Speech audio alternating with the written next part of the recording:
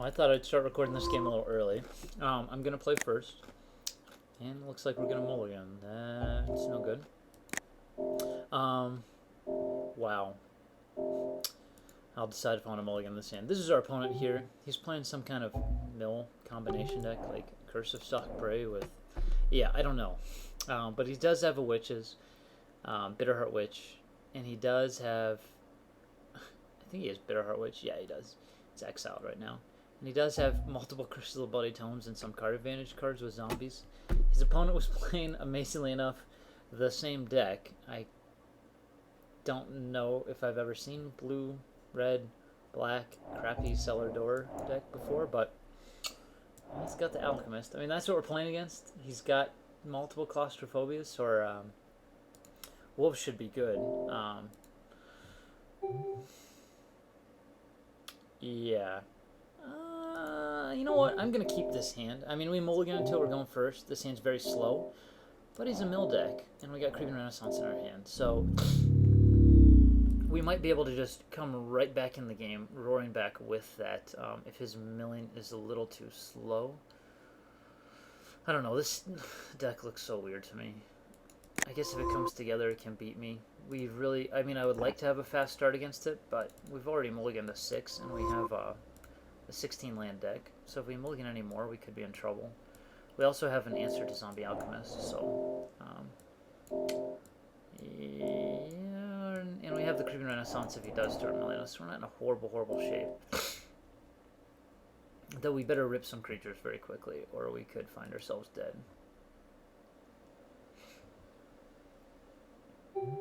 Somehow his opponent, I guess he has on burial rights. This is like the weirdest match I've seen in a while. And no, I guess I'm not gonna mulligan. Well, we'll see how it goes. I guess I'll drop my torch.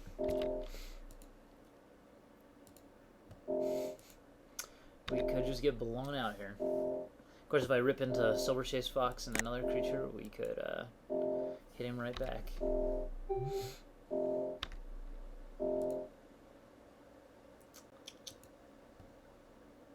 Cellar Door, awesome.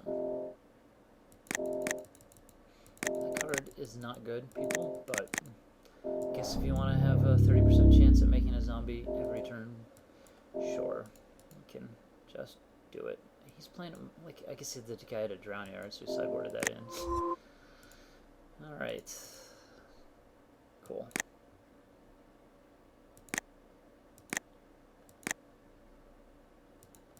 Yeah, I mean, we're playing Bellringer here for sure, and we're going to probably equip the torch. I do not want Zombie Alchemist to come down next turn with what's out there, so...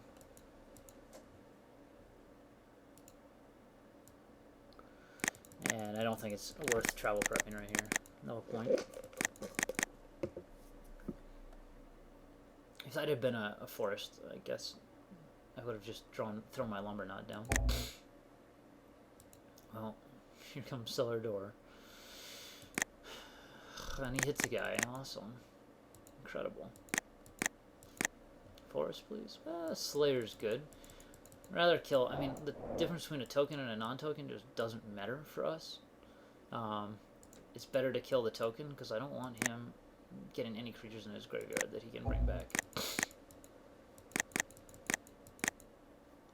Slayer's actually a very good draw. Sorry, I had to skip a little bit there. Bitterheart Witch. So he's got...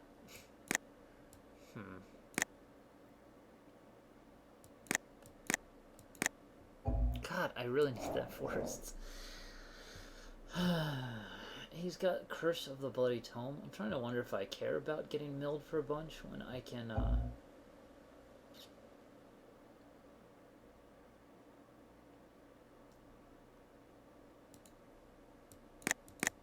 I guess I care at the moment. I mean, the thing is, with that Creeping Renaissance, if I had the second forest, like, we could just be suddenly getting milled for a ton, and I could come back with my Renaissance. Good God. This is not the hand that I wanted to start out with. Yeah, I'll take one until we can assure ourselves a situation where we're able to get a little bit more damage in. I mean, I'd much rather have the Lumber Net out first. Of course.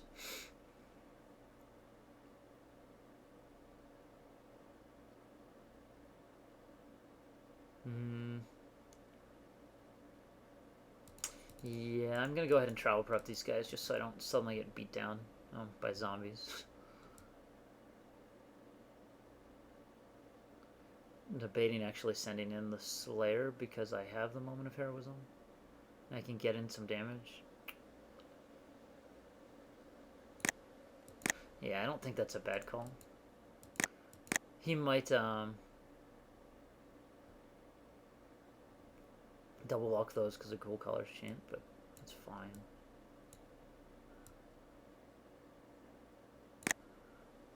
And like we want him to use Ghoul Caller's Chant on something that's not Zombie Alchemist.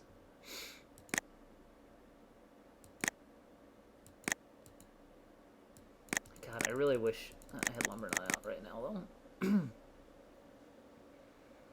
That would probably been a better play to wait for Lumber Nut, but I can't really wait forever. Oh, he does have a Stitch Drake. Okay. Well, now I'm in trouble. Oh my gosh, come on. I could kill the Bitterheart Witch, or I could kill the Stitch Drake.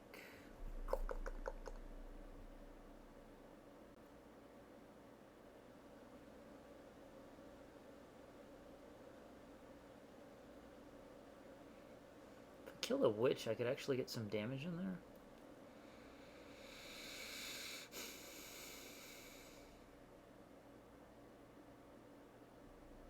Am I too worried about getting attacked back and losing this game? Probably not.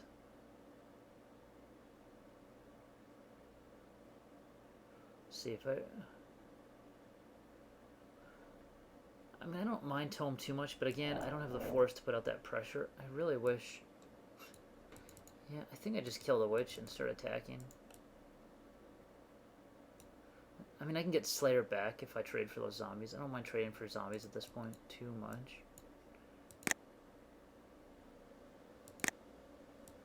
And I can also, like, he obviously doesn't have Zombie Alchemist. Well, I can't say that. Like, if you drop Zombie Alchemist here with that, I could be in trouble. So I think I still hold the torch, actually. And just lose my Slayer. Yeah, I can't risk dying to Zombie Alchemist. That's fine. I don't think I want to travel prep just yet on these guys.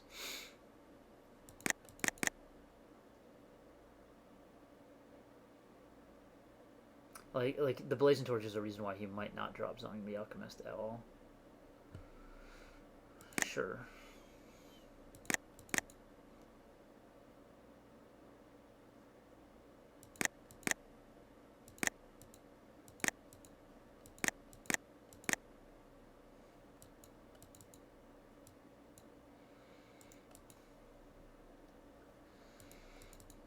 I think I'd flashback travel prep now on this guy. Maybe my Fiend Hunter. Yeah, sure. I mean, I'm not going for an attack just yet, but now my Bellringer can at least block his makeshift Mauler. And again, we're just kind of chilling, waiting for that forest. If this thing had come out any earlier, we would have been in awesome shape.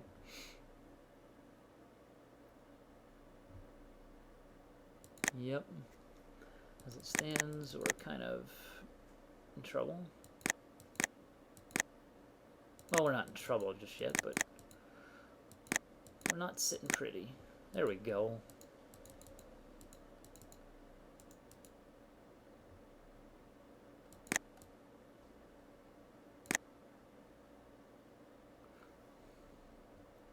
I think I actually just send in Elder for Cathar. I mean, we want to be Creeping Renaissance in next turn, I think. And if this guy dies, I can just throw a ton of shit on the Lumber Nut. And I have enough stuff on the block back that he can't really attack enemy just yet. It could be really bad if he has something, though, I guess, but...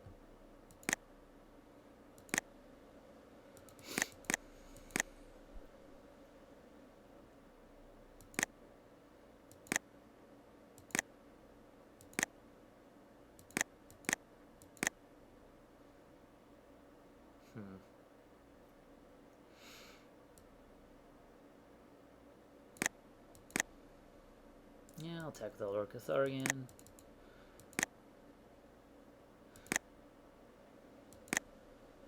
So the question now is, do I just go ahead and bring back my spirit?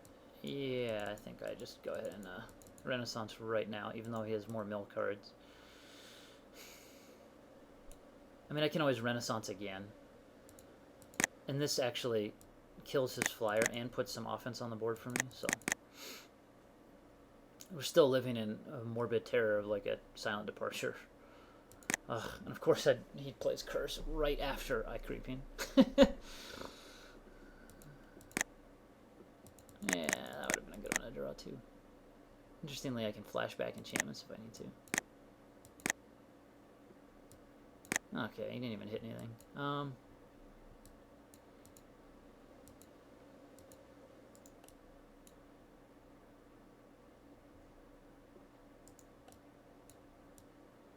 You know, I have been playing really bad because of Blazing Torch. Let's see. Well, not really bad. I mean, I can make it so that my guys can't be blocked because of the torch. However, yeah, I think we're in good shape here, especially if a guy dies because of my Lumberknot now. Let's see. Do I just attack with Bellringer at this point since he can't block it? Well, then if he plays Zombie Alchemist, he doesn't have a lot of guys that can break through.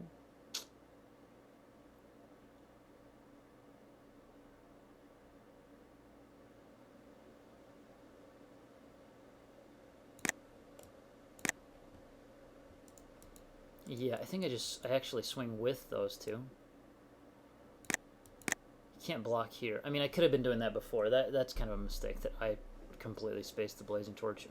Second ability. Here, he can't block this guy. This guy, if he blocks, I make Lumberknot pretty freaking big.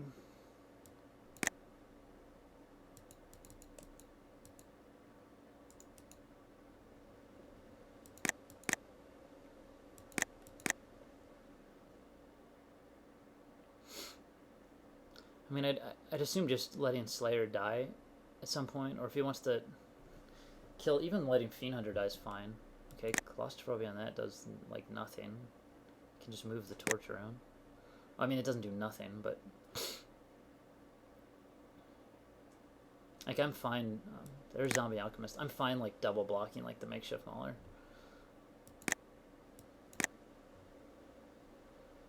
Interesting, okay.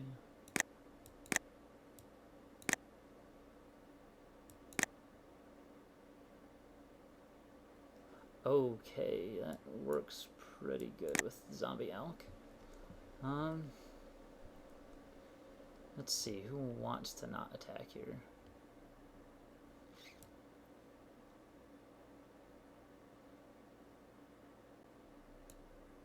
Zombie Alchemist needs to die. I don't really care if I take damage as long as Zombie Alchemist dies. I could put Torch on...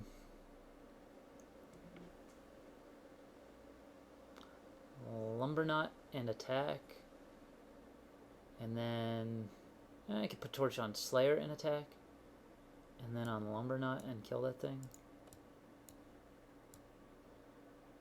I think that's, yeah, that's gonna be the most damage.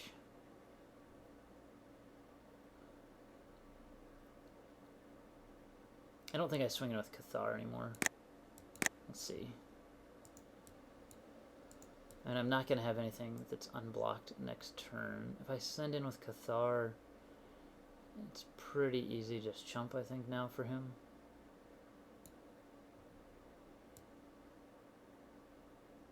Yeah, we'll just attack like this.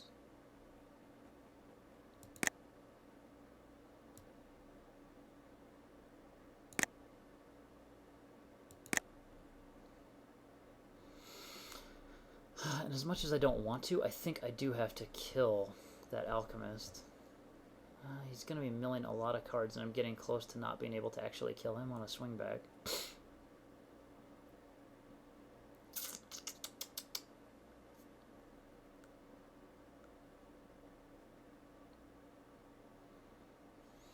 Especially because he got rid of my other flyer.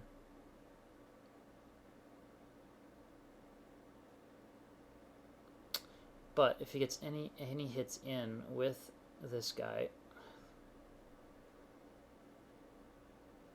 he makes a ton of dudes. Yeah, God, but he's at 6. This is a tough call. I mean, he obviously doesn't really have any removal in his hand.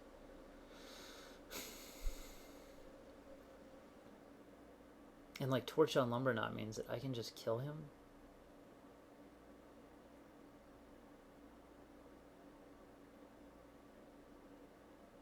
That 3 damage that I could have had not having is pretty bad. But he makes more guys with the Alchemist. I can't get anything back with the Renaissance if I do it that way. Yeah, I throw my other land out there in case we draw a land. I could even bring back Bonds, and Bonds a critical blocker like the Makeshift Mauler.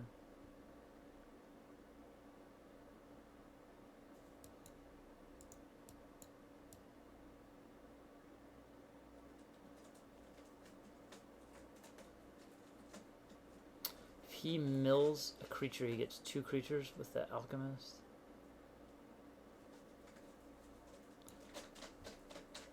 Yeah, I'm just gonna kill the Alchemist now. Might be horribly incorrect, since I'm representing a close kill next turn if he doesn't have a removal. In fact, God, I could have just attacked the Lumberknot next turn, knock him to like 4. Yeah, I don't know. That could be a horrible mistake, and then just shift it and shoot. Balefire Dragon? Okay, what? Well, I wouldn't be attacking through that next turn, so...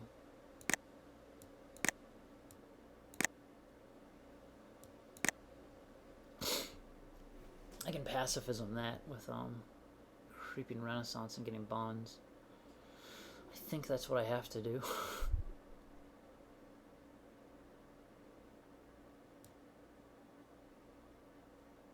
Since, I mean, I don't want to. Creeping Renaissance for artifacts would be awesome too, but yeah, Balefire Dragon just kills everything.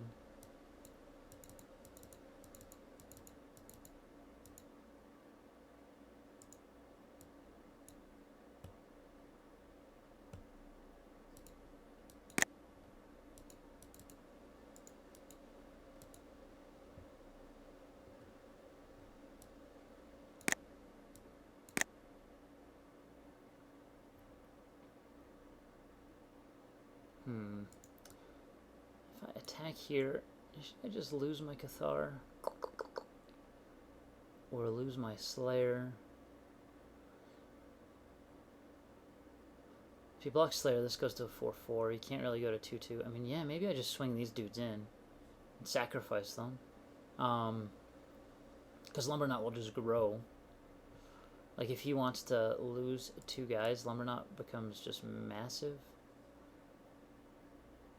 Or he takes extra damage.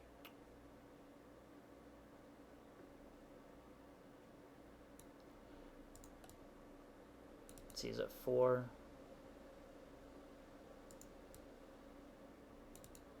I could get lucky, and Lumberknot could be just big forever. God, if I'm sending those in, I should probably just send this in too. Though if he can kill my Fiend Hunter, I'm kind of screwed.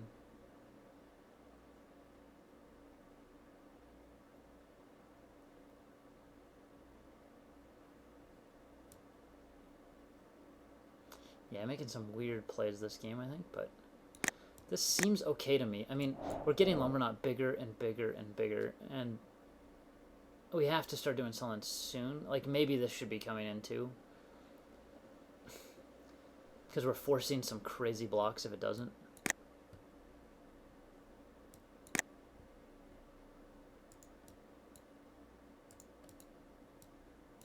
Yeah, I think that just goes on Lumberknot. I mean, we just make Lumberknot as big as humanly possible now.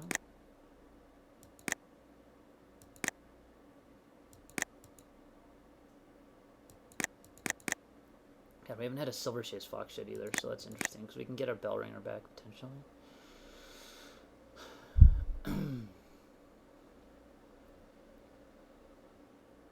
Another massive thing?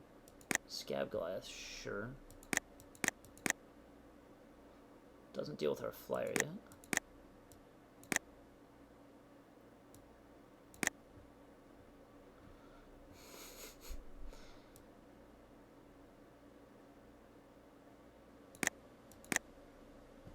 Well,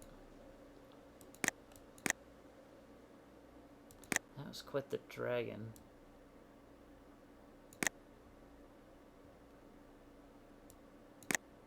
Yeah, I don't know if I don't know if it was correct for me to just suicide those guys without me attacking villagers in too. Could have made a lumber knot like an 8/8 there. Of course, I didn't expect him to play Goliath. I should have seen it because it was in the replay. He's gonna see another card, I guess. Oh, he milled himself. He's got another Stitch Drake. That would be sick.